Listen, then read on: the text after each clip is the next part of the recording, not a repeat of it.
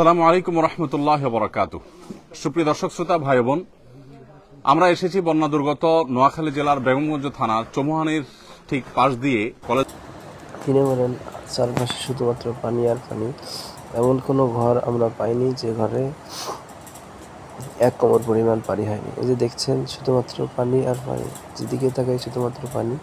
পানি ছাড়া আর কিছুই দেখা যায় না। আর এই পানিটা একদম স্থায়ী, অর্থাৎ কোনো স্রোত নেই, কোনো নামার কোনো নামগন্ধ নেই। এই পানি কবে নামবে একমাত্র আল্লাহ তাআলাই ভালো জানেন। তো আমরা দোয়া করব। তিনি বলেন, আজ থেকে আমরা একটি নতুন সিস্টেম চালু করেছি, তা হলো দিনের দাওয়াত পৌঁছানো।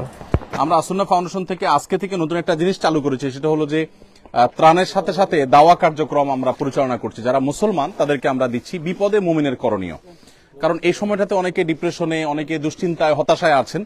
তাদের এই মুহূর্তে মানসিকভাবে তাদেরকে শক্ত মনোবল যেন থাকে, মানসিকভাবে তারা শক্ত থাকেন, সেজন্য আমরা তাদেরকে কোরআন ও সুন্নাহর আলোকে কিছু মোটিভেশনাল বিষয় এবং কিছু আমল তাদেরকে আমরা বলে দিয়েছি। একজন ভালো মুসলমান হইতে করণীয় কি, সে বিষয়ে কিছু নির্দেশনা আছে। লিফলেটগুলো সবাইকে একটা করে ত্রাণ প্যাকেটের সাথে দিয়ে দেন। এখনো ক্লান্তিকালে তিনি ভুলেনি দিনের দাওয়াত। এলাকার মানুষকে দিচ্ছেন 5 ওয়াক্ত নামাজের তাকিদ এবং বন্যার পানিতে লুঙ্গি বাঁচানোর ভয়ে যেন ফরস্তরক হয়ে না যায় সেদিকে সবাইকে দিচ্ছেন হুঁশিয়ারি। আপনারা সবাই 5 ওয়াক্ত নামাজ পড়বেন, আল্লাহকে ভয় করে চলবেন, ঠিক আছে ইনশাআল্লাহ?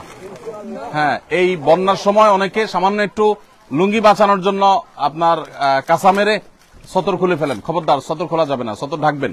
একটু লুঙ্গি ভিজলে প্রয়োজনে ওটা আবার শুকায় নিবেন আর একটা লুঙ্গি চেঞ্জ করবেন। সামান্য একটু লুঙ্গি বাঁচানোর জন্য ফরস্তরক করবেন না।